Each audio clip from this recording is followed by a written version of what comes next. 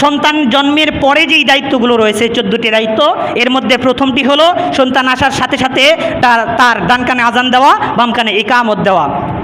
2 number হলো তাহনিক করা। তাহনিক মানে এই সন্তান যখন কোনো ক্রমে শক্ত খাবার খাওয়ায় অভ্যস্ত হয়ে যাবে, তখন কোনো এক আল্লাহর অলির কাছে গিয়ে খেজুরের একটু অংশ ওই আল্লাহর অলির জিহ্বা দিয়ে কি বলে চিবিয়ে ওখান থেকে একটু রস ওই সন্তানের জিহ্বা লাগিয়ে দেওয়া, যেন এই আল্লাহর অলির যেই বৈশিষ্ট্য রয়েছে, তার ভিতরের যেই আল্লাহর তাজাল্লি রয়েছে, এর যেন একটা তাজাল্লি সন্তানের মধ্যে এসে যায়। এটার বৈজ্ঞানিক অনেক ফায়দা রয়েছে। আপনারা জানেন এই যে মানুষের যেই লালা থুতু, এটার প্রভাব কিন্তু অনেক অনেক প্রভাব রয়েছে, আপনারা জানেন।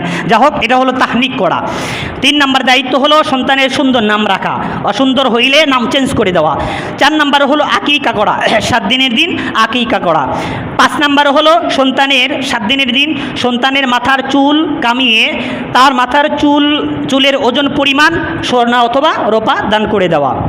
এরপরে 6 নাম্বার সময় হলে তার খাতনা করানো, তাকে মুসলমানি দেওয়া। 6 নাম্বার গেল খাতনা করানো। 7 নাম্বার তাওহীদ শিক্ষা দেওয়া। এই সন্তান যখন কোনো মতে কথা বলার চেষ্টা করতেছে, ওই শুরুতে তাকে আব্বা আব্বা শেখানোর দরকার নাই, তাকে আগে আল্লাহ আল্লাহ শিখায় দেন। বুঝতে পারছেন? যখন সন্তান কথা বলা শুরু করবে, কোনো কিছু হালকা বলার চেষ্টা করতেছে, ওই সময় তাকে তাওহীদ শিক্ষা দেন, কালিমা শিক্ষা দেন, আল্লাহর নাম শিক্ষা দেন, তাকে রসুলের নাম শিক্ষা দেন। 8 নাম্বার দায়িত্ব দিন শিক্ষা দেওয়া, তাকে সুশিক্ষা দেওয়া। দিন শিক্ষা মানে তাকে সুশিক্ষা দেওয়া। সুশিক্ষা কাকে বলে আপনারা জানেন? আমি শিক্ষা নিয়ে দীর্ঘ একটা আলোচনা করেছিলাম আপনাদের এক মসজিদে একটা জমায়। সে শিক্ষা কাকে বলে? শিক্ষা এমন জিনিসের নাম যেটা ওই ব্যক্তির উপকার করে, যিনি শিখে তার উপকার করে। এখন বর্তমানে যেই শিক্ষা, এটা কি মানুষের উপকার করে না ক্ষতি করে? কারণ আমরা দেখি এই লাইনে যে যত বড় শিক্ষিত হয়, সে তত বড় ধর্মবিরোধী হয়, সে তত বড় ধর্মবিমুখ হয়। এ কারণে এটা মোটেও মানুষের জন্য, ব্যক্তির জন্য উপকারী শিক্ষা নয়। তবে আগে উপকারী শিক্ষা কোরআন হাদিসের শিক্ষা দেন, এরপরে এই নোংরা শিক্ষা দিতে পারেন, সমস্যা হবে না। এ কারণে সুশিক্ষা শিক্ষা জাতির মেরুদণ্ড নয়, সুশিক্ষা জাতির মেরুদণ্ড। আর সুশিক্ষা বলতে গেলে প্রথম লাইনেই আসবে কোরআন হাদিসের শিক্ষা। এ কারণে আমাদের সন্তানদেরকে কী করব? কোরআন হাদিসের শিক্ষা দেব। আমি বলি না যে আপনার সন্তানকে মাদ্রাসায় পড়াইতেই হবে, চাইলে পড়াইতে পারেন, আপনার কপাল ভালো হবে। আর যদি না চান আপনি স্কুল কলেজের শিক্ষা দিবেন, তবে আগে তার অন্তরকে কভার করে নেন, এই অন্তরের উপর যাতে শয়তানের ছো না পড়ে। আল্লাহ আমাদের বোঝার তৌফিক দান করুন। 9 নাম্বার দায়িত্ব সন্তানকে সক্ষম করে গড়ে তোলা, তাকে অলস না বানানো। বাপদাদার সম্পদ আছে, বেচতেছে খাইতেছে, বেচতেছে খাইতেছে। আপনি যতই টাকা পয়সার অধিকারী হনেন না কেন, সন্তানকে শ্রম শিখাইবেন এবং সক্ষম করে গড়ে তুলবেন, তাকে অভাব শেখাবেন, সন্তানগুলো মানুষ হবে।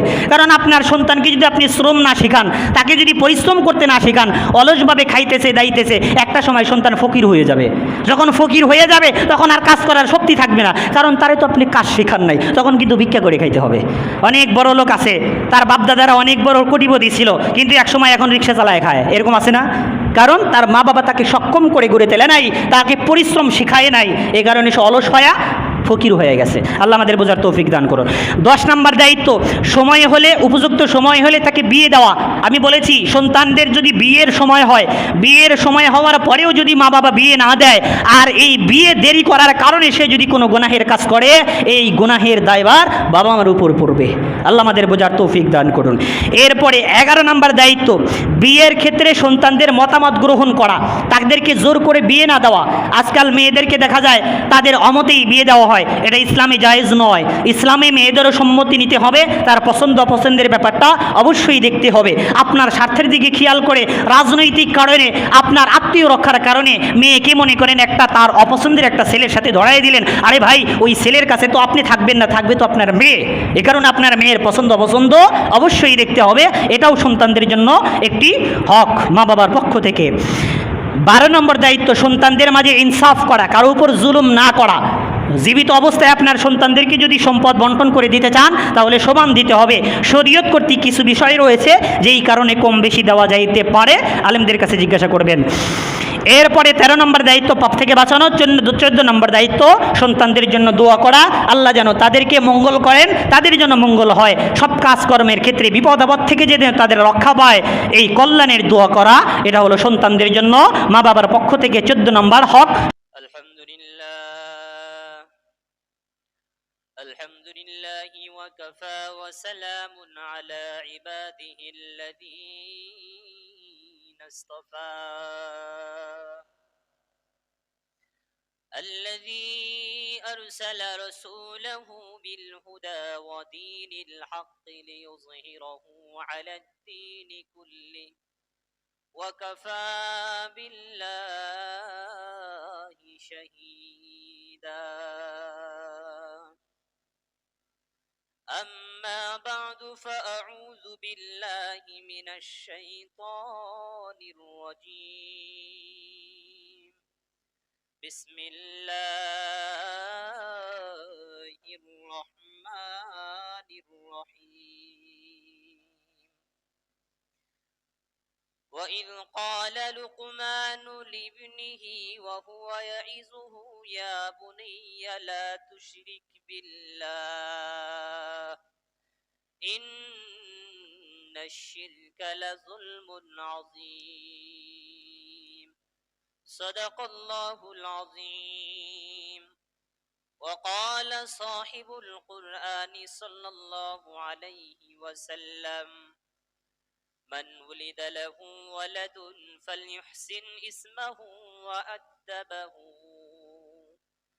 فإذا بلغ ولم يزوجه فأصاب إثما فإنما إثمه على أبيه أو كما قال النبي عليه الصلاة والسلام.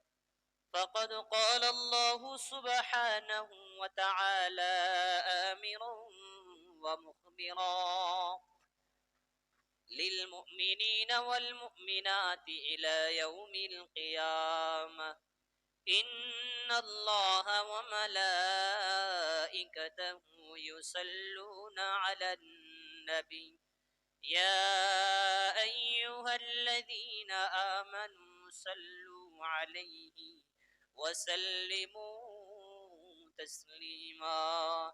اللهم صل على محمد وعلى آل محمد كما صليت على إبراهيم وعلى آل إبراهيم إنك حميد مجيد.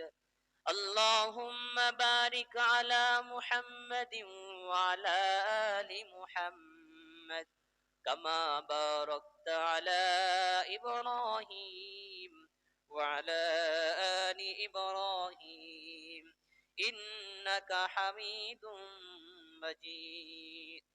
يا رب صل وسلم دائما أبدا على حبيبك خير الخلق كلهم بلغ العلا بكماله كشف الدجى بجماله حسنت جميع خصاله صلوا عليه وآله.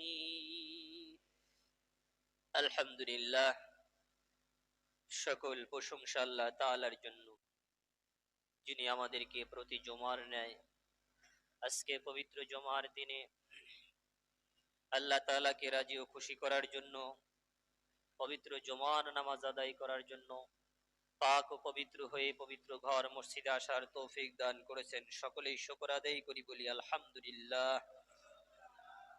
সম্মানিত উপস্থিতি, আমরা গত সপ্তাহ থেকে আলোচনা শুনতেছিলাম মা বাবার পক্ষ থেকে সন্তানের জন্য কি কি হক রয়েছে, অথবা সন্তানের উপর মা বাবার কি কি দায়িত্ব ও কর্তব্য। কয়েকটি বিষয় নিয়ে গত সপ্তাহে আলোচনা শুনেছিলাম, আজকে বাকিগুলো আলোচনা শুনবো ইনশাআল্লাহ। সন্তানের জন্য মা বাবার পক্ষ থেকে যেই হক, সেগুলো দুই ভাবে আদায় করতে হয়। কয়েকটি এরকম রয়েছে যেগুলো জন্মের পূর্বেই মা বাবার উপর দায়িত্ব এসে যায় সন্তানের হক আদায় করার জন্য। সন্তান জন্মের আগেই মা বাবার উপর দায়িত্ব চলে আসে সন্তানের যেই হকগুলো আছে সেগুলো আদায় করার জন্য। এর মধ্যে একটি হক তো এরকম রয়েছে, মা বাবা বিবাহ করার আগে থেকেই তাদের দায়িত্ব শুরু হয়ে যায়।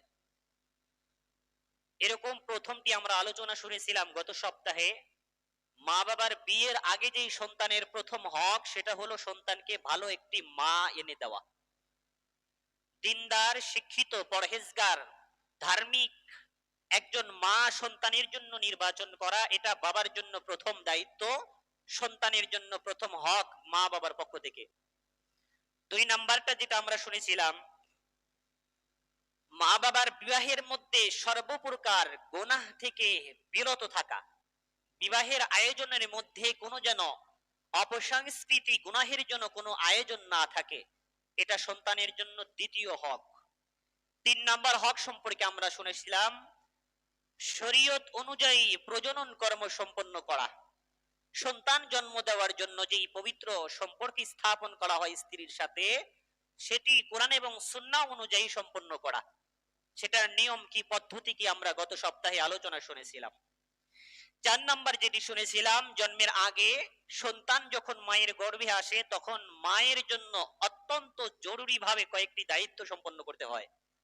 এক নাম্বার হলো, সন্তান যখন মায়ের গর্ভে আসবে তখন ওই মায়ের জন্য সবচেয়ে গুরুত্বপূর্ণ দায়িত্ব হলো সর্বপ্রকার গুনাহ থেকে বিরত থাকা, ইবাদত বন্দিগিতে মনোযোগ দেওয়া, শরীয়ত অনুযায়ী নিজের প্রত্যেকটি কাজ বাস্তবায়নের চেষ্টা করা। এটা হলো এই মায়ের পক্ষ থেকে সন্তানের জন্য হক, মায়ের অত্যন্ত গুরুত্বপূর্ণ দায়িত্ব এটি। মায়ের গর্ভে যখন সন্তান আসবে, ওই সন্তানের সবকিছুই, জাতিসত্তা, তার সবকিছুই পবিত্র রাখার দায়িত্ব মায়ের। গর্ভে সন্তান থাকা অবস্থায় মা যেই কর্মটি করবে না, করুক না কেন, ওই কর্মের একটি প্রভাব ওই সন্তানের উপর পড়বে। গর্ভে সন্তান থাকা অবস্থায় মা যদি সিনেমা দেখে, বড় হইলে ওই সন্তান নির্লজ্জ হবে, সিনেমা দেখবে। গর্ভে থাকা অবস্থায় মা যদি বেপরদায় চলে, বড় হলে ওই সন্তান বেহায়া হবে, গুনাহগার, পাপী হবে। গর্ভে থাকা অবস্থায় মা যদি অশ্লীল গান বাজনা দেখে, বড় হলে এই সন্তান পাপাচারে লিপ্ত হবে। তো এই চারটি আমরা গত সপ্তাহে শুনেছিলাম, যেগুলো জন্মের পূর্বেই সন্তানের হক, যেগুলো মা বাবাকে আদায় করতে হয়। জন্মের পরে যেই দায়িত্বগুলো রয়েছে মা বাবার জন্য, এর মধ্যে এক নাম্বার দায়িত্ব হলো সন্তান দুনিয়াতে আসার সাথে সাথেই পৃথিবীর সব কিছুর আগে, সব শব্দের আওয়াজের আগে তার কানে আজানের আওয়াজ দেওয়া। এটা হলো মা বাবার জন্য জন্মের পরে প্রথম দায়িত্ব। সন্তান দুনিয়াতে আসার সাথে সাথে কি করতে হবে? তার ডান কানে আজান, বাম কানে ইকামত দিতে হবে। নাকি আমরা আসার সাথে সাথেই সেলফি তুলে ছেড়ে দেব যে আমার একটা অমুক হয়েছে? আজকাল তো একটা অপসংস্কৃতি মানুষের মনে, এই আধুনিকতার ছোঁয়ায় কুকালচারে লিপ্ত হয়ে গেছে মানুষ। মাত্রই দুনিয়াতে আসছে সন্তান, মায়ের অপবিত্রতা এখনো রয়েছে, তাকসাফ হয়নি, মায়ের কোলে রয়েছে, এই অবস্থায় ছবি আপলোড দেওয়া শুরু করে দেয়। এগুলো করা যাবে না। দুনিয়াতে আসার সাথে সাথেই তার ডান কানে আজান, বাম কানে ইকামত দিতে হবে।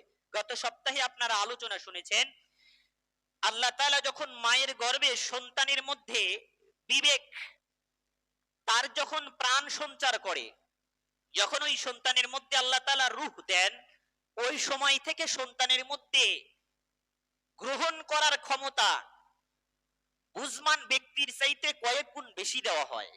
যে কোনো একটা বেশি বিষয় সন্তান কভার করবে, শুনবে, দেখবে, এটা সে কভার করবে, গ্রহণ করবে, শিক্ষা নিবে, এটার ক্ষমতা বালেক মানুষ থেকে অনেক গুণ বেশি তাকে দেওয়া হয়। তো যখন দুনিয়াতে আসবে, তার কানে যখন আজান দিবেন, আপনি আজানের শব্দ কি বুঝছেন বা না বুঝছেন সেটা পরের কথা, আপনার চাইতে কয়েক গুণ বেশি বুঝবে ওই সন্তান যখন আপনি তার কানে আজান দিবেন। প্রথম যেই শব্দ আল্লাহর নাম তার হৃদয়ের মধ্যে বাড়ি খাবে, যখন এই সন্তান প্রাপ্ত বয়স্ক হবে, তখন তার ভিতর থেকে আল্লাহ তাআলার পক্ষ থেকে নূর চমকাইতে থাকবে। আল্লাহর বাতলানো পথে চলার তৌফিক আল্লাহ তাকে দান করবেন। তাহলে জন্ম নেওয়ার পরে প্রথম দায়িত্ব কি? তার ডান কানে আজান, বাম কানে ইকামত দেওয়া।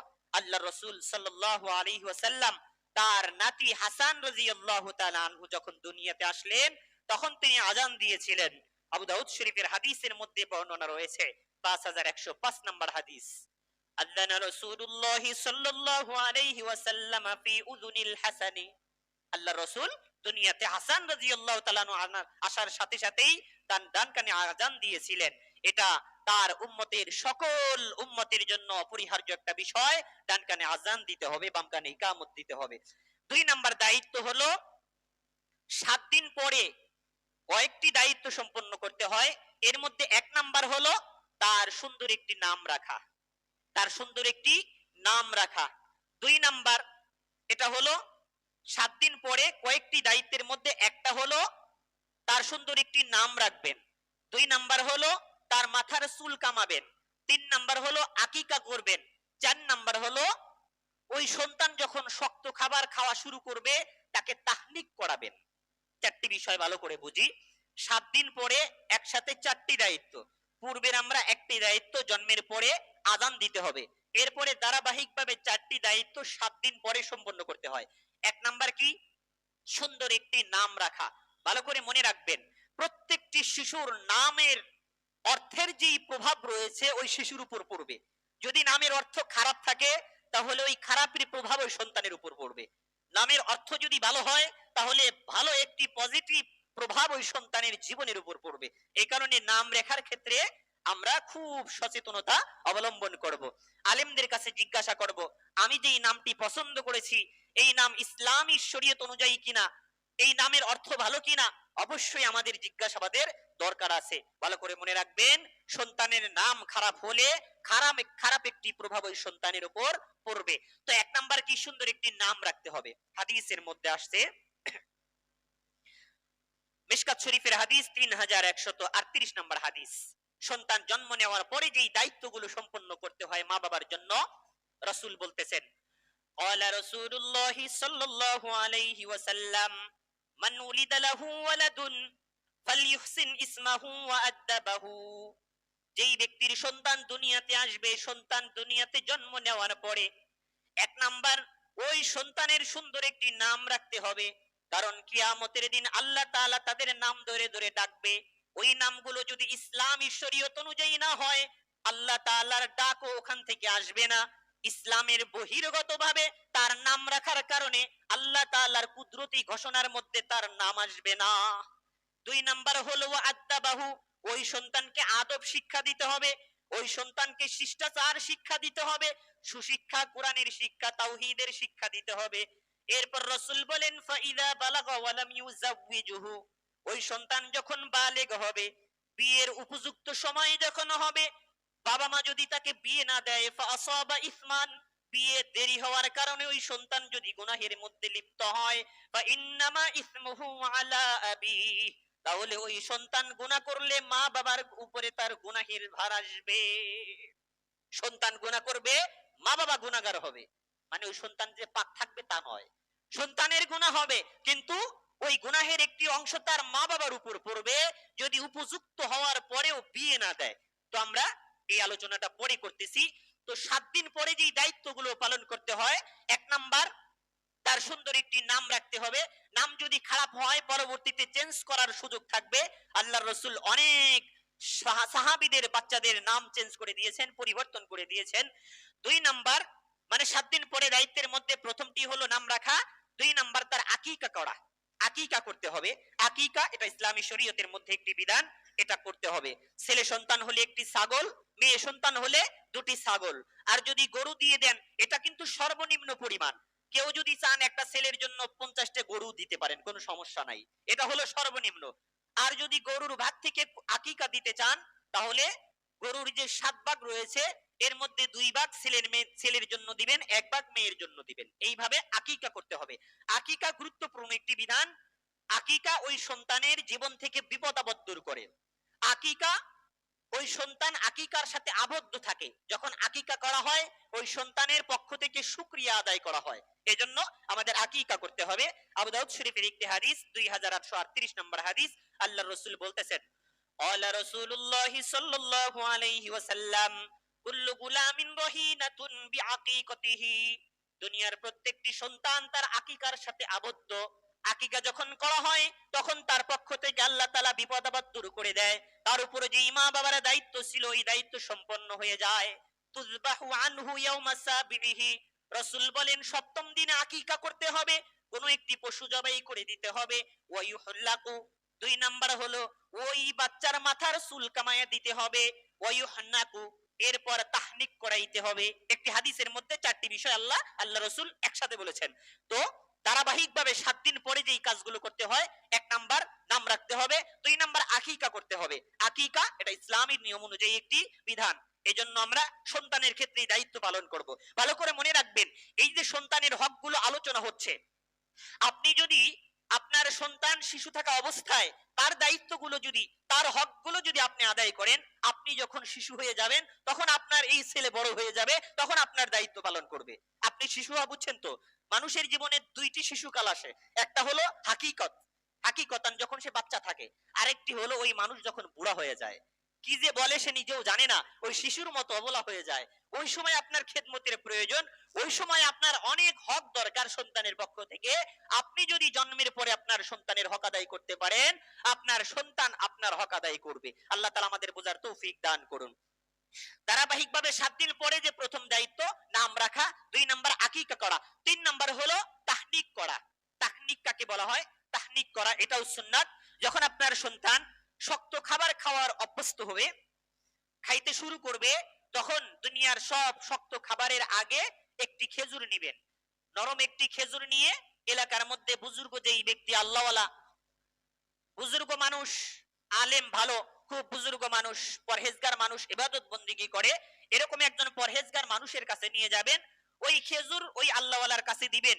ওই আল্লাহওয়ালা কি করবেন? খেজুরের একটি অংশ গালের মধ্যে নিয়ে চিবিয়ে, ওই চিবানো যেই খেজুরের অংশটা, ওটা ওই বাচ্চার জিবার মাঝখানে দিবে। সর্বপ্রথম ওই বাচ্চা শক্ত খাবারের মধ্যে খেজুরের যেই রস, ওখান থেকে সে তার উদরে যাবে। এর মাধ্যমে কি হবে? আপনারা জানেন, চিকিৎসা বিজ্ঞান অনুযায়ী আপনারা জানেন, মানুষের লালার মধ্যে, থুতুর মধ্যে খুব সাংঘাতিক ভাবে একটা প্রভাব থাকে। ওই মানুষের তার বৈশিষ্ট্য, তার স্বভাব, তার ভিতরের স্ট্রাকচার, সবকিছুর একটা শক্তি কিন্তু লালার মধ্যে, ওই থুতুর মধ্যে থাকে। যখন আপনি একজন আল্লাহওয়ালা বুজুর্গের থুতু আপনার সন্তানের উদরে সর্বপ্রথম যাবে, এর মানে হলো কোরআন হাদিসের একটু নূর আপনার সন্তানের অন্তরের মধ্যে দিয়ে দেওয়া হলো। এটা হলো সুন্নাত। এটা করার চেষ্টা করবেন সন্তানকে 7 দিন পরে, অথবা শক্ত খাবার খাওয়া যখন শুরু করবে, তখন একজন আল্লাহওয়ালা বুজুর্গের কাছে নিয়ে এই তাহনিক করাবেন। একটু খেজুর চিবিয়ে আপনার সন্তানের জিবার মাঝখানে দিয়ে দিবে। যা হোক, এটা হলো 7 দিন পরে 3 নাম্বার দায়িত্ব। আর ধারাবাহিকভাবে জন্মের পরে যে দায়িত্বগুলো, 1 নাম্বার আজান দেওয়া ধারাবাহিকভাবে জন্মের পরে, 2 নাম্বার নাম রাখা, 3 নাম্বার আকিকা করা, 4 নাম্বার তাহনিক করা, 5 নাম্বার দায়িত্ব কি? 5 নাম্বার দায়িত্ব হলো মাথার চুল কামাইয়া দেওয়া। মাথার চুল কামাইয়া দেওয়া, চুল কাইটা এরপরে ওই চুল যখন শুকিয়ে যাবে, ওই চুলের ওজন পরিমাণ রূপা দান করে দেওয়া, স্বর্ণ অথবা রূপা দান করে দেওয়া। যদি আপনি বড় লোক হন, স্বর্ণের পরিমাণ দান করলেন। আর যদি কি বলে আপনার ওই রকম এবিলিটি নাই, তাহলে আপনি রূপার পরিমাণ দান করে দিতে পারেন। 7 দিন পরে মাথার চুল কামাইবেন। অনেক শিশু আছে বেশি ছোট থাকার কারণে দেখা যায় 7 দিন পরেও চুল কামানো যায় না, সেই ক্ষেত্রে 2-1 দিন পিছাইয়ে নিলেন। চুল কাটার পরে ওই চুলের ওজন পরিমাণ রূপা দান করে দিতে হবে। বুঝতে পারছেন? হাসান রাদিয়াল্লাহু তাআলা আনহু, তার যখন 7 দিন হলো জন্মের, তখন আল্লাহর রাসূল তাকে বললেন, ফাতেমাকে বললেন, তিরমিজি শরীফের হাদিসের মধ্যে বর্ণনা রয়েছে 1519 নম্বর হাদিস, ইয়া ফাতিমা ইহলিকি রাসাহু, তোমার সন্তানের মাথার চুল কামাইয়া দাও। এরপরে ওয়া তাসাদদিকি বিজিনাতি শারিহি ফিদ্দাহ, তোমার সন্তানের এই চুলের ওজন পরিমাণ স্বর্ণ অথবা রূপা দান করে দাও। এটা করলে কি হয়? এটা করলে সন্তানের পক্ষ থেকে বিপদ আপদ দূর হয়। কোন ধরনের অকল্যাণ ক্ষতিকর কোন জিনিস তার উপর আক্রমণ করতে চাইলে আল্লাহর পক্ষ থেকে হেফাজত করা হয়। আল্লাহ তাআলা আমাদেরকে বোঝার তৌফিক দান করুন। তো জন্মের পরে এটা হলো 5 নাম্বার দায়িত্ব। 5 নাম্বার দায়িত্ব। এরপরে মাঝখানে আরেকটি দায়িত্ব রয়েছে। যখন এই সন্তান, আচ্ছা এরপরে ধারাবাহিকতা শোনেন, যখন এই সন্তান কথা বলা শুরু করবে, কোন মতে কথা বলার অভ্যাস তার হচ্ছে, সর্বপ্রথম তাকে তাওহীদ শিক্ষা দিবেন। কি করবেন? তাকে তাওহীদ শিক্ষা দিবেন। কখনো কখনো এর আগে অনেকেই খতনা করান, খতনার বিষয়টা পরে আসতেছে। কখনো 10 বছর 12 বছর বয়সে অনেকেই খতনা করান, কিন্তু তার আগেই অনেক সন্তান কথা বলার অভ্যস্ত হয়ে যায়, কথা বলা শুরু করে। তো যখন ওই সন্তান কথা বলার একটু চেষ্টা করবে, ওই সময়ই তাকে কালিমা শিক্ষা দিবেন, তাওহীদ শিক্ষা দিবেন। এটা অত্যন্ত জরুরি একটি বিষয়। ওই সন্তানের মুখ থেকে শব্দ বের হওয়ার অভ্যাস যখন হবে, তখনই তাকে কালিমা শিক্ষা দিতে হবে, তাওহীদ শিক্ষা দিতে হবে, যেন তার কসি অন্তরের মধ্যে, তার মাসুম, তার নরম হৃদয়ের মধ্যে কালিমার দাগ পড়ে যায়। পবিত্র কালামুল্লাহর যেই উৎস কালিমা, আল্লাহ তাআলার নাম এবং রাসূলের নাম সম্বলিত যে কালিমা রয়েছে তাওহীদের বাণী, এটা তার অন্তরের মধ্যে আগে ঢুকাইয়া দেওয়া, এটা অত্যন্ত জরুরি একটা বিষয়। কিন্তু আমাদের সমাজে সন্তান যখন একটু কথা বলা শুরু করে তখনই আমরা বিভিন্ন ধরনের হাট্টিমাটি টিম শিখাতে শুরু করি, বাবার নাম শিখাতে শুরু করি, দাদার নাম শিখাতে শুরু করি। হ্যাঁ, এগুলো দরকার, কিন্তু সবার আগে তাকে কি করতে হবে? তাওহীদ শিক্ষা দিতে হবে, এটা অত্যন্ত জরুরি। হযরত লুকমান আলাইহিস সালাম অথবা রাহিমাহুল্লাহ, তার নামে একটি সূরা, সূরা লোকমান অবতীর্ণ হয়েছে। এই সূরার মধ্যে আল্লাহ তাআলা সে তার সন্তানকে যেই নসিহত করেছিলেন তার একটি নসিহত আল্লাহ তাআলা এর মধ্যে উল্লেখ করেছেন, তার সন্তানকে নসিহত করেছিলেন। ওয়া ইয ক্বালা লুকমানু লিবনিহি ওয়া হুয়া ইয়াইযুহু ইয়া বুনাইয়া লা তুশরিক বিল্লাহ। লোকমান তার সন্তানকে নসিহত করেছিলেন যে সন্তান, আল্লাহর সাথে শিরিক করো না, আল্লাহ ছাড়া কোনো মাবুদ নেই, আল্লাহর সাথে কাউকে শিরিক করো না। এটা হলো তাওহীদের প্রথম শিক্ষা আপনার সন্তানকে দিবেন, এটা অত্যন্ত জরুরি। এরপরে 7 নাম্বার যেই দায়িত্ব, খতনা করানো। খতনা কেউ কেউ 14 বছর 15 বছর বয়সেও পড়ায়, তবে সন্তান যখন একটু ব্যথা সহ্য করার মতো বয়স হবে তখন তার খতনা করাইতে পারেন। খতনা করা এটা ইসলামের মধ্যে অত্যন্ত গুরুত্বপূর্ণ একটি বিধান, যদিও সুন্নাত কিন্তু ফরজের চেয়েতেও কম নয়। ইব্রাহিম আলাইহিস সালামের এটি একটি সুন্নাত। আল্লাহ তাআলা কোরআনের মধ্যে সূরা নাহলের 123 নম্বর আয়াতে আমাদেরকে ইব্রাহিম আলাইহিস সালামের সুন্নাত পালনের আদেশ দিয়েছেন। সুম্মা ওয়াহাইনা ইলাইকা আনিত্তাবি মিল্লাতা ইব্রাহিম হানিফা। অথবা হে নবী, আপনার কাছে ওহী অবতীর্ণ করা হলো, আমি আপনাকে ওহী অবতীর্ণ করতেছি, আপনাকে জানাচ্ছি আপনি ইব্রাহিম আলাইহিস সালামের মিল্লাতের অনুসরণ করেন। তো ইব্রাহিম আলাইহিস সালাম প্রায় 80 বছর বয়সে খতনা করেছিলেন। এই খতনা করাটা এটা হলো শরীর থেকে কুফরির একটি নিদর্শন দূর করে দেওয়া। খতনা না করাটা এটা হলো কুফরির একটি নিদর্শন, তার যে একটি আলামত শরীরের মধ্যে রয়েছে, কেউ যদি খতনা না করে, খতনা করলে কুফরির একটি নিদর্শন দূর হয়ে যায়, ইসলামের একটি নিদর্শন তার মধ্যে চলে আসে। এই কারণে খতনা করাইতে হবে। এক সাহাবী বয়স্ক অবস্থায় ইসলাম গ্রহণ করার পরে আল্লাহ রাসূল তাকে প্রথম আদেশ দিয়েছিলেন আলকি আনকা শাআরাল কুফরি, তোমার শরীর থেকে তুমি কুফরের নিদর্শনগুলো দূর করো, অর্থাৎ ওয়াক্তাতিন, খতনা করো। খতনা বুঝতেন তো? মুসলমানি দেওয়া, ঠিক আছে। আবার দেখা যায় অনেক বয়স্ক হওয়ার পরে অনেকেই মুসলমান হয়, তারও উচিত ওই সময়ও খতনা করানো। যদি খতনা না করায় সে যে মুসলমান হবে না, বিষয়টা এরকম না, কিন্তু গুরুত্বপূর্ণ একটি সুন্নাত। কুফরির আলামত দূর করে দেওয়া, ইসলামের নিদর্শন শরীরের মধ্যে বহন করা, এটা হলো খতনা করা, মুসলমান দেওয়া। এটা হলো 7 নাম্বার বাবা মার পক্ষ থেকে দায়িত্ব, কর্তব্য, সন্তানের ক্ষেত্রে এগুলো পালন করতে হবে। এরপরে ওই সন্তান যখন ধীরে ধীরে শিখতে শুরু করবে কোনো কিছু, সর্বপ্রথম তাকে দ্বীনি শিক্ষা দেওয়া, সুশিক্ষা দেওয়া। তাকে কি দেওয়া? সুশিক্ষা দেওয়া। কিন্তু আমাদের সমাজ পরিবর্তন হয়েছে। একটা সময় ছিল দেখা যায় ফজরের পরে মক্তবে কোরআন শিখানোর জন্য ছেলে মেয়েদেরকে পাঠিয়ে দেওয়া হতো।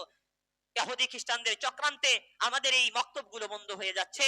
সকালবেলা কেজি নার্সারি চালু করা হয়েছে যেন সন্তানগুলো কোরআন শিখতে না পারে, ওইগুলো শেখার কারণে কোরআন যেন তারা ভুলে যায়। না, আমি আপনি যদি মুসলমান হই, আমার সন্তানের জন্য, সন্তান বুঝ হওয়ার পরে অথবা সে বুঝতে শুরু করার পরে মা বাবার পক্ষ থেকে সবচেয়ে বড় হক, মা বাবার জন্য যেটা ফরজ, যেটা আমি বলে দিলাম, তাকে দ্বীনি শিক্ষা দেওয়া, সুশিক্ষা দেওয়া। সুশিক্ষা কাকে বলা হয়? তিরমিজি শরীফের হাদিসের মধ্যে রয়েছে। সুশিক্ষা বলতে কি বোঝেন? আমরা এতদিন পড়েছি শিক্ষা জাতির মেরুদণ্ড, কিন্তু না, শিক্ষা জাতির মেরুদণ্ড না। এই কথাটা এখন ভুল প্রমাণিত হচ্ছে, কারণ অনেক শিক্ষিত মানুষ অমানুষ হয়ে যাচ্ছে, তাই না? এমন কি বলা যায় যে যত বড় শিক্ষিত হচ্ছে এই লাইনে, সে তত বড় অমানুষ হয়। তুলনামূলকভাবে যারা মূর্খ তারা একটু ধার্মিক টাইপ বেশি থাকে, যারা ওই লাইনে বেশি শিক্ষিত হয় ওরা ধর্ম থেকে একটু দূরে চলে যায়, কারণ ওই শিক্ষাটাই ধর্ম থেকে বিচ্যুত করার সিস্টেম। আল্লাহ আমাদের তৌফিক দান করুন। তবে বাবা মার নিগরানিতে তাদের দায়িত্বে যদি ওই শিক্ষা গ্রহণ করার পিছনে মা বাবার দায়িত্ব থাকে, কোরআনের শিক্ষা, দ্বীনের শিক্ষা তাকে দিবে, তখন ওই শিক্ষা কিন্তু তাকে ভ্রান্ত করতে পারে না। তো বলতেছি সুশিক্ষা কারে বলা হয়? তিরমিজি শরীফের একটি হাদিস, 2907 নম্বর হাদিস, আল্লাহ রাসূল থেকে বর্ণিত। قال رسول الله صلى الله عليه وسلم خيركم من تعلم القرآن وعلمه। সুশিক্ষা কাকে বলে রাসূল বলে দিয়েছেন। পৃথিবীর সর্বশ্রেষ্ঠ শিক্ষা হলো পবিত্র কোরআনের শিক্ষা। তোমাদের মধ্যে সর্বশ্রেষ্ঠ ওই ব্যক্তি যে কোরআন শেখে এবং শিখায়। মানে আপনি যদি আপনার সন্তানকে মানুষ বানাইতে চান, অবশ্যই কোরআনের শিক্ষা আপনাকে দিতে হবে। পবিত্র কোরআনের মধ্যে আল্লাহ তাআলা কি বলে ডেফিনেশন দিয়ে দিবেন মানুষ কাকে বলা হয়, মানুষ বানাইতে হলে কি করতে হবে। সূরা রহমানের প্রথমে আল্লাহ আলোচনা করেছেন আর রহমান আল্লামাল কুরআন খলাকাল ইনসান, তিনটি আয়াত আল্লাহ বলেছেন। আর রহমান তিনি দয়াময় আল্লাহ, অতীব দয়ালু। আল্লামাল কুরআন তিনি কোরআন শিখাইছেন। খলাকাল ইনসান এরপরে আল্লাহ বলছেন মানুষ বানাইছেন। মুফাসসিরিন ইকরাম, পৃথিবীর সব মুফাসসিরিন ইকরাম একমত, এখানে তারা ব্যাখ্যা করেছেন আল্লাহ তাআলা আগে কেন আনলেন যে আল্লামাল কুরআন, যে আগে কোরআন শিখাইছেন, এরপর আল্লাহ বলছেন খলাকাল ইনসান, এরপর আল্লাহ বলছেন মানুষ বানাইছেন। আগে কি কোরআন শেখে এরপরে কি দুনিয়ায় মানুষ আসে, নাকি দুনিয়ায় আসার পরে ধীরে ধীরে বুঝ হওয়ার পরে কোরআন শেখে? কোনটা? আগে কোরআন শেখে নাকি আগে দুনিয়ায় আসে? আল্লাহ তাআলা বলছেন আমি আগে বানাইছি কি খলাকাল ইনসান। আচ্ছা, আল্লাহ বলছেন আল্লামাল কুরআন, আমি আগে কোরআন শিখাইছি, এরপর আল্লাহ বলছেন খলাকাল ইনসান, এরপর মানুষ বানাইছি। এটার মানে কি? মানুষ তো দুনিয়া আসার পরে কোরআন শেখে, আগে তো কোরআন শিখে দুনিয়ায় আসে না। এটার ব্যাখ্যা হলো আল্লাহ তাআলা বলেছেন কোরআন না শেখা, কোরআন শেখার আগে পৃথিবীর কোনো মানুষ মানুষই হয় না। কোরআন শেখার আগে, কোরআন না শিখলে পৃথিবীর কোনো মানুষ আল্লাহর দৃষ্টিতে মানুষ হিসেবে বিবেচিত নয়। কাল কিয়ামতের দিন অনেক অমানুষ জাহান্নামে যাবে, কিন্তু যারা মানুষ তারা জান্নাতে যাবে। অমানুষ কারা? সূরা আরাফের মধ্যে 85 নম্বর আয়াতে বলছেন এই দুনিয়াতে আসার পরে আল্লাহ তাআলা তাকে দুইটি চোখ দিয়েছেন, কান দিয়েছেন, তাকে বুঝ শক্তি দিয়েছেন, তাকে একটি অন্তর দিয়েছেন। তার দৃষ্টি শক্তি দিয়ে যদি আল্লাহ নিদর্শনগুলো না দেখে, তার কান দিয়ে যদি আল্লাহ তাআলার বাণীগুলো না শুনে, তার অন্তর দিয়ে যদি আল্লাহ তাআলার বাণীগুলো উপলব্ধি না করে, কোরআন যদি না বোঝে, আল্লাহ বলেন উলাইকা কাল আনআম বাল হুম আদল, এরা মানুষ নয় জানোয়ার, বরং জানোয়ারের চাইতে খারাপ। সুতরাং আপনি এই দৃষ্টিকোণ থেকে যদি কোরআন যদি না শেখান আপনার সন্তানকে, আপনার সন্তান শিখবে দুনিয়া, আপনার সন্তান শিখবে কুফরের শিক্ষা, আপনার সন্তান শিখবে ইসলামের বিরোধিতা করা। আর এই শিক্ষা যারা গ্রহণ করবে আল্লাহ তাআলা বলতেছেন তারা শুকর কুকুরের চাইতে খারাপ। আর এই ধরনের মানবরূপী মানুষগুলো কাল কিয়ামতের দিন জাহান্নামে যাবে। আয়াতের শুরুতে আল্লাহ বলছেন ওয়ালাকাদ জারানা লি জাহান্নামা কাসীরাম মিনাল জিন ওয়াল ইনস, জিন ইনসানদের মধ্যে অনেক বেশি সংখ্যক তাদের জন্য আমি জাহান্নাম রেডি করে রেখেছি। কারা? যারা আল্লাহর দৃষ্টিতে মানুষ নয়। তো আল্লাহর ডেফিনেশনে, আল্লাহর সংজ্ঞায় মানুষ কারা? যারা পবিত্র কোরআনের শিক্ষায় শিক্ষিত হয়। এটাই রাসূল বলেছেন, এটা হলো সুশিক্ষা। আর সূরা রহমানের মধ্যে আল্লাহ বললেন কোরআন না শিখলে সে আল্লাহর দৃষ্টিতে মানুষ নয়, সে অমানুষী রয়ে যাবে। কোরআন না শিখে, কোরআনের জ্ঞান যদি তার মধ্যে অর্জন না হয়, এই অবস্থায় যদি সে মারা যায়, পৃথিবীর যত বড়ই শিক্ষিত সে হোক না কেন, কাল কিয়ামতের দিন শুকর কুকুরের আকৃতিতে সে জাহান্নামে যাবে। তো আমরা কি বুঝলাম? সুশিক্ষা কাকে বলে? কোরআনের শিক্ষা। আর এই সুশিক্ষা গ্রহণ না করলে সে আল্লাহর দৃষ্টিতে মানুষ নয়, যেটা সূরা রহমানের মধ্যে আমরা পাইলাম। আপনার সন্তানকে দুনিয়া অর্জনের জন্য আপনি একাডেমিক ভাবে সার্টিফিকেট অর্জনের জন্য শিক্ষা আপনি দিলেন, তবে সবার আগে তাকে মানুষ হওয়ার শিক্ষা দেন। এরপরে অমানুষ হওয়ার শিক্ষা সে যদি গ্রহণ করে, অমানুষের শিক্ষা তাকে আর অমানুষ বানাইতে পারবে না। কারণ সর্বপ্রথম তাকে মানুষ হওয়ার শিক্ষা মজবুত করে দিয়েছেন। এ কারণে সর্বপ্রথম কি করতে হবে? আমাদেরকে সন্তানকে মানুষ হওয়ার শিক্ষা দিতে হবে। মানুষ হওয়ার শিক্ষা কোনটা? তাকে কোরআনের শিক্ষা দিতে হবে। এই সন্তান যখন বোঝা শুরু করবে, 7 বছর বয়সে যখন সে পদার্পণ করবে, আমাদের পক্ষ থেকে অনেক বড় একটি দায়িত্ব হলো তাদেরকে নামাজের আদেশ দিতে হবে।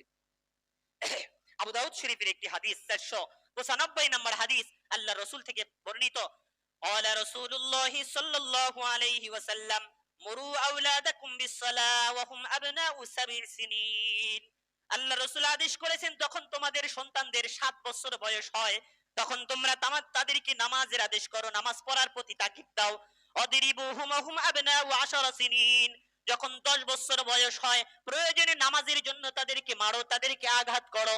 অন্যায় কাজের দিকে গেলে, অন্যায় কাজকর্ম সে করলে, নেকির কাজ না করলে, ইবাদত বন্দেগী না করলে, 10 বছর বয়স হলে সন্তানকে মারার আদেশ দেওয়া হয়েছে শরীয়তে। অথচ আজকাল আমাদের সন্তানেরা 20 বছর 25 বছর বয়স হয়ে যায়, আমরা কি বলি আর একটু বড় হোক। এই বয়সে দাড়ি রাখার বয়স হয়েছে নাকি? আরে দাড়ি কি বলবো, ওই দেখা যায় বিয়ে করে সন্তানাদি হয়, এরপরেও যদি দাড়ির কথা বলা হয়, বলে হুজুর মাত্র সন্তানাদি হইলো, বিয়ে শাদী দেই, নাতিপুতি হইকো, এরপরে একটু দাড়ি বুড়ি রাখি। ভাই এগুলো জাহান্নামে যাওয়ার কারণ, এগুলো শয়তানের ওয়াসওয়াসা। আপনার সন্তান যখন বুঝ শুরু করবে, বুঝার শুরু করবে, জ্ঞান যখন তার মধ্যে আসবে, তখনই তাকে নামাজের আদেশ দিতে হবে। আপনি এটা মনে করতেছেন সন্তানের শরীর খারাপ হবে, এখন রোজা রাখলে তার শরীর খারাপ হবে, অথচ তাকে যে ইবাদত বন্দিগি করাচ্ছেন না, এই সন্তান বড় হলে যে আপনাকে জাহান্নামে নিয়ে যাবে, সে ব্যাপারে কি খেয়াল করা দরকার না আমাদের? এই সন্তান যখন ছোট আছে, তাকে আপনি নামাজের আদেশ দিচ্ছেন, সে মানতেছে। যখন এই সন্তান যখন মোটা শক্ত গাছের মতো হয়ে যাবে, বালেগ হয়ে যাবে, যখন তার মধ্যে বুঝ আসা শুরু করবে, তখন তাকে নামাজ পড়াইতে পারবেন না। নামাজের আদেশ দিবেন, উল্টা আপনাকে ধমক দিবে। এরপরে হুজুরদের কাছে আপনি অভিযোগ করবেন, হুজুর আমার ছেলের জন্য একটু দোয়া করেন, কারণ আমার ছেলে তো আমার কথা শোনে না। আমার ছেলে নামাজ পড়তে কত বলি তাও নামাজ পড়ে না। হুজুর আপনারা যে বলেন সন্তানকে নামাজ পড়াইতে বলতে হবে, কিন্তু আমার ছেলেকে তো প্রতিদিন আমি বলি নামাজ পড়ে না। বলা হয় তোমার সন্তানের বয়স কত, বলে চাকরি করে 20 বছর 25 বছর বয়স হয়েছে। আরে ভাই, এ তো এখন পাকনা হয়ে গেছে, শক্ত গাছের মতো হয়ে গেছে। এই গাছ যখন ছোট ছিল, যখন বাঁকা ভাবে চলতো, তখন এই গাছের গোড়ায় একটি লাঠি গেড়ে দিয়ে শক্ত করে বেঁধে দিলে এই গাছ কিন্তু বড় হইতো সোজা হইয়া। তখন তো আপনি সোজা করে দেন নাই, যখন সোজা করার দরকার ছিল, যখন সোজা হইতো। কিন্তু এখন গাছটা তো বড় হয়ে গেছে, এই বাঁকা গাছকে যখন আপনি সোজা করতে যাবেন, এই গাছ কি সোজা হবে নাকি ভেঙে যাবে? আপনার সন্তান এই ভেঙে যাওয়ার উপক্রমে উপনীত হয়েছে। এই সন্তান বড় হয়ে গেছে, এখন তারে আপনি নামাজের আদেশ করলে শোনে না। আপনি যদি আপনার সন্তানকে বাধ্য করতে চান নামাজের প্রতি, ছোটকাল থেকেই তাকে নামাজের অভ্যস্ত করে গড়ে তুলতে হবে, তাকে নামাজের আদেশ দিতে হবে। তো তাকে সুশিক্ষা দিবেন। এক নাম্বার আমরা শুনলাম, সুশিক্ষার মধ্যে তাকে পবিত্র কোরআন শিক্ষা দিবেন। যখন 7 বছর বয়স হবে নামাজের আদেশ দিবেন। যখন 10 বছর বয়স হবে নামাজের জন্য প্রয়োজনে তাদেরকে মারবেন, আঘাত করবেন, শাসন করবেন। এরপরে আল্লাহ রাসূল বলেন ওয়াফাররিকু বাইনাহুম বাইনাল মাদাজি ফিল মাদাজি, এই 10 বছর বয়সী ছেলে মেয়েদের বিছানা আলাদা করে দিতে হবে। এটা আমাদের মধ্যে অনেকেই গাফলতির ক্ষেত্রে আমরা এটা করি না। ছেলে মেয়েদের 10 বছর 12 বছর বয়স হয়ে গেছে, একই বিছানায় তাদেরকে ঘুমাইতে দেই না, এটা নিষিদ্ধ। তাদের বিছানা আলাদা করে দিতে হবে, একসাথে তাদেরকে ঘুমানোর ব্যবস্থা করা যাবে না। এটা গেল আমাদের 8 নাম্বার দায়িত্ব, কর্তব্য, সন্তানকে সুশিক্ষা দিতে হবে। কুশিক্ষা দিলে এটার প্রথম ফল আমাদেরই ভোগ করতে হবে। এই সন্তান যখন কুশিক্ষায় বড় হবে, বড় বড় ইঞ্জিনিয়ার ডাক্তার হবে, এই সন্তান আপনাকে বৃদ্ধাশ্রমে ফেলে রাখবে। এটা হলো কুশিক্ষা দেওয়ার প্রথম ফল, আপনি ভোগ করবেন। আপনি দেখেন না, বড় বড় কুশিক্ষাওয়ালা শিক্ষিত মানুষওয়ালা তাদের বাবা মারে কই রাখে? অধিকাংশ বৃদ্ধাশ্রমের জনসংখ্যা যারা আছে, অধিকাংশ লোকগুলোই শিক্ষিত লোকের মা বাবা। খেয়াল করেছেন? কারণ ওই সন্তানগুলোকে কুশিক্ষা দেওয়া হয়েছে। এই বাবা মা যখন তাদের অধিকার রক্ষা করার সময় হয়েছে, ওই সন্তানগুলো তাদেরকে বৃদ্ধাশ্রমে ফেলাবে। এটা স্বাভাবিক, কারণ কুশিক্ষা মানুষের কখনোই উপকার করে না, বরং ক্ষতি করে। কুশিক্ষা দুনিয়ার ক্ষেত্রে আপনার সাময়িক উপকার করতে পারে, কিন্তু দীর্ঘস্থায়ী আপনার ক্ষতি করে ছাড়বে। এটা হলো দুনিয়াবী শিক্ষা। আমি বলছি না দুনিয়াবী শিক্ষা গ্রহণ করার একেবারেই দরকার নাই, দুনিয়াবী কুশিক্ষাও দরকার আছে। কারণ কুশিক্ষা এবং খারাপ শিক্ষা এটা না জানলে আপনি কেমনে খারাপ থেকে বেঁচে থাকবেন? বাতিল শিখতে হবে বাতিল হওয়ার জন্য নয়, বাতিল থেকে বেঁচে থাকার জন্য।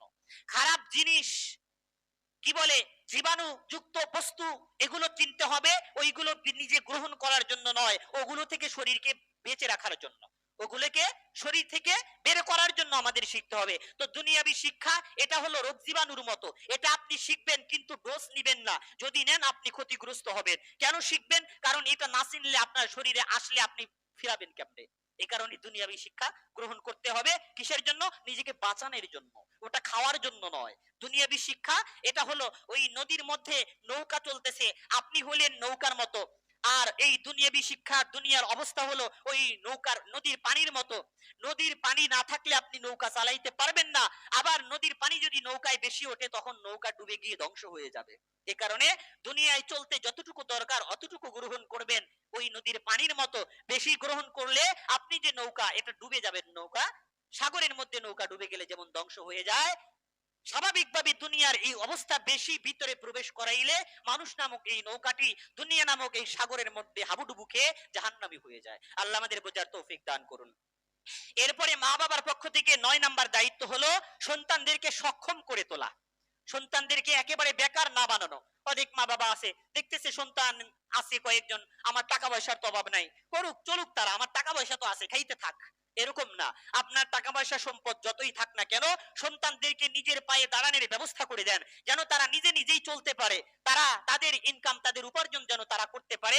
আপনার সম্পদের উপরে মুখাপেক্ষী হয়ে যেন তাদের জীবন পার করতে না পারে। একটা সময় আসবে তারা যখন ফকির হয়ে যাবে, ভিক্ষা করা খাওয়ার সুযোগও তারা পাবে না, ভিক্ষা করে খাওয়ার শক্তিও তাদের মধ্যে থাকবে না, কারণ আগে থেকে আপনি তাদেরকে কুড়া বানাইছেন। এটা মা বাবার অন্যতম একটি দায়িত্ব হলো তাদেরকে সক্ষম করে গড়ে তোলা।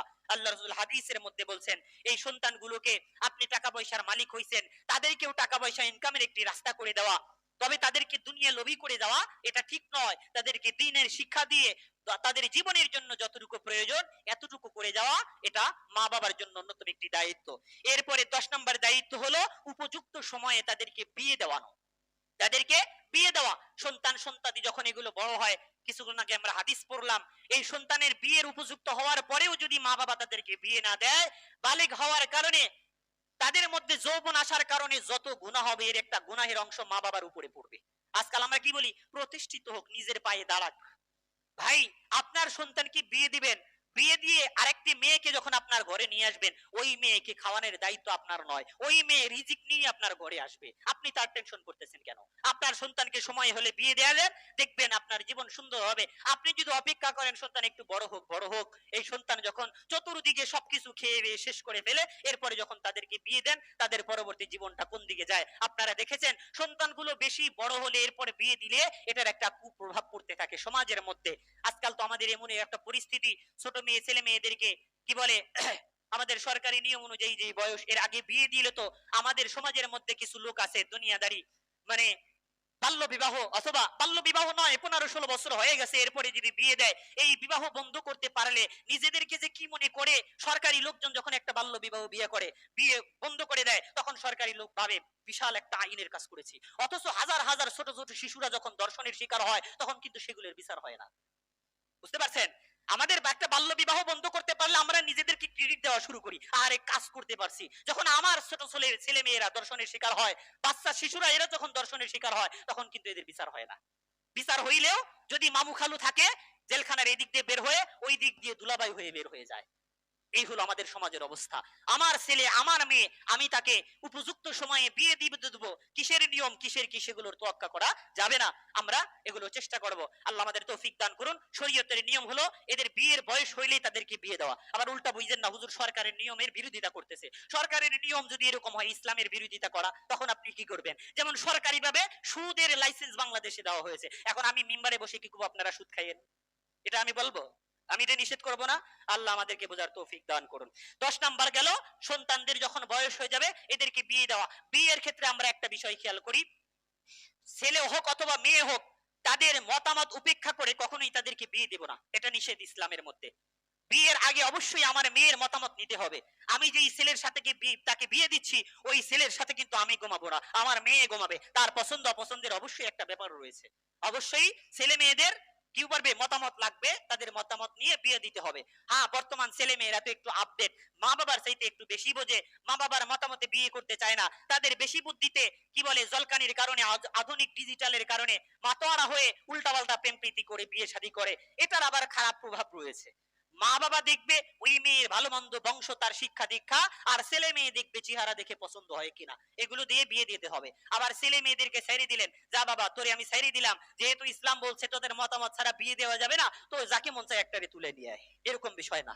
বুঝতে পারছেন?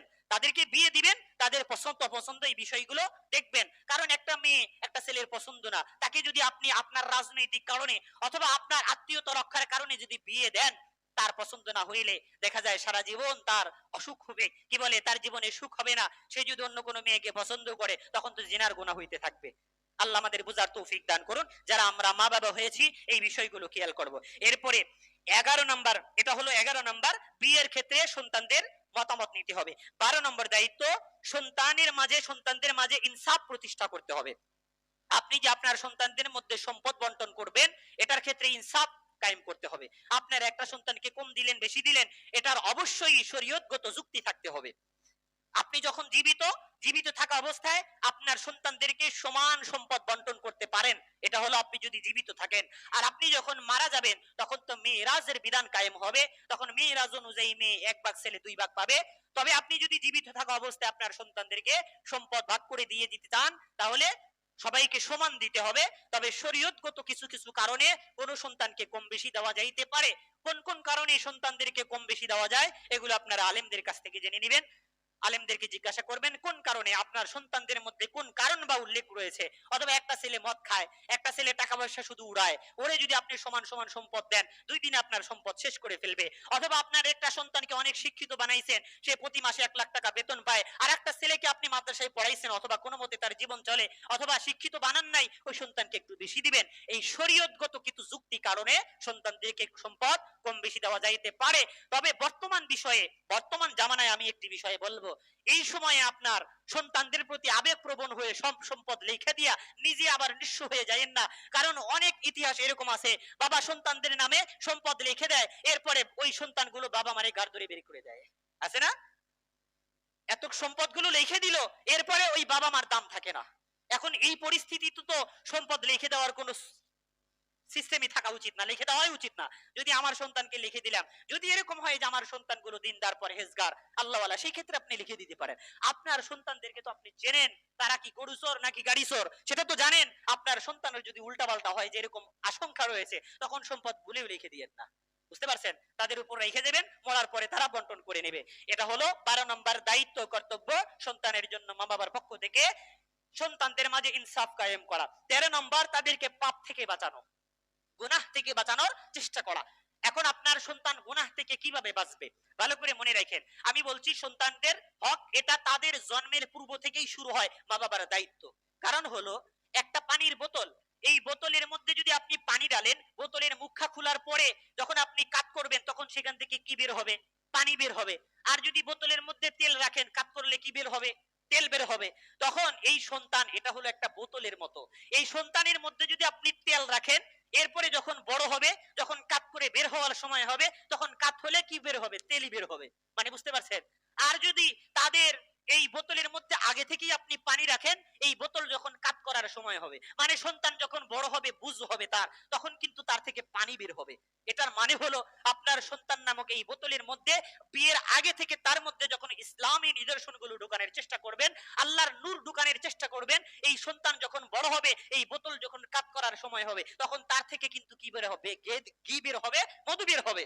আর যদি উল্টাপাল্টা করে বিয়ের মধ্যে মনে করেন ডিজে আয়োজন করছেন, বিয়ের আগে মনে করেন মেয়ে দেখতে গেছেন, 14 গোষ্ঠী নিয়ে গেছেন, বন্ধু বান্ধবদের মনে করেন টিকিট কাইতে কাইতে আপনার বউরে দেখাইতেছেন, আবার বিয়ের পরে মনে করেন সেলফির অভাব নাই, ফেসবুকে ছাড়লেন এটা আমার বউ, কারণ জনগণকে তো দেখাইতে হবে এত সুন্দর বউ, খালি আমি একা মজা নিলে কেমন হয়, জনগণেরও তো একটু মজা নিতে হবে। এই যে একটা পরিস্থিতি, এইগুলোর মাধ্যমে আপনার সন্তান নামক বোতলের মধ্যে পচা পানি ঢুকাচ্ছেন।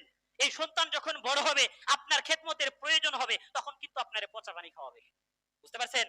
এই সন্তান নামক বোতলের মধ্যে আপনি যদি সেখান থেকে ঘি পাইতে চান, মধু পাইতে চান, এটা শুরু থেকেই কাজ করতে হবে। এই সন্তানদেরকে আপনি পাপ থেকে কিভাবে বাঁচাবেন? হঠাৎ করে আপনি তারে আল্লাহওয়ালা বানায় ফেলবেন না, তার জন্মের আগে থেকেই চেষ্টা করে আসতে হবে। অনেক বাপ মা আছে, হুজুর আমার সন্তানদেরকে বলতে বলতে আমি ক্ষিপ্ত হয়ে গেলাম, তাও আমার কথা শোনে না। ভাই রে ভাই, আপনার সন্তানের মধ্যে তো পচা পানি ঢুকাইছেন, এখন তার মধ্যে থেকে এখন পচা পানি বের হচ্ছে। এখন সন্তান আমাদের এখনো যাদের হয় নাই অথবা যাদের হয়েছে, আমাদের এখনো চেষ্টা করতে হবে তাদেরকে পাপ থেকে বাঁচানোর চেষ্টা, এটা তার জন্মের আগে থেকে শুরু করতে হবে। কিভাবে? অনইসলামিক কোন কার্যকলাপ যেন তার জীবন সত্তার মধ্যে স্পর্শ করতে না পারে, বুঝতে পারছেন? তো তাদেরকে পাপ থেকে যদি আপনি না বাঁচান, আপনার সন্তান যদি পাপ কাজ করে, এই আলোচনাটা অনেক বড়, আজকে আমরা এই পর্যন্ত আলোচনা রাখলাম। 12 নম্বর পর্যন্ত আমরা আলোচনা শুনলাম, 12টি দায়িত্ব কর্তব্য সম্পর্কে আমরা জানলাম। সন্তানের হক, এটা জন্মের আগে থেকেই শুরু হয়, এই দায়িত্বগুলো আমরা ইনশাআল্লাহ পালন করব। আগামীকাল থেকে ইনশাআল্লাহ 13 নম্বর থেকে শুরু হবে। এই আলোচনাগুলো অনেক দীর্ঘ। সন্তান যদি অন্যায় করে, মা বাবা এই অন্যায়ের ভার বহন করতে হবে। সন্তান যদি পাপ কাজ করে, এটার কারণে কাল কিয়ামতের দিন এই মা বাবা বুজুর্গ আল্লাহওয়ালা নামাজি হইলেও এই সন্তানের গুনাহের কারণে মা বাবাকে জাহান্নামের আযাব ভোগ করতে হবে। এই সংক্রান্ত ইনশাআল্লাহ আগামী সপ্তাহে আলোচনা শুনবো। আল্লাহ আমাদের তৌফিক দান করুন। যারা সুন্নাত পড়েন নাই সুন্নাত পড়েন।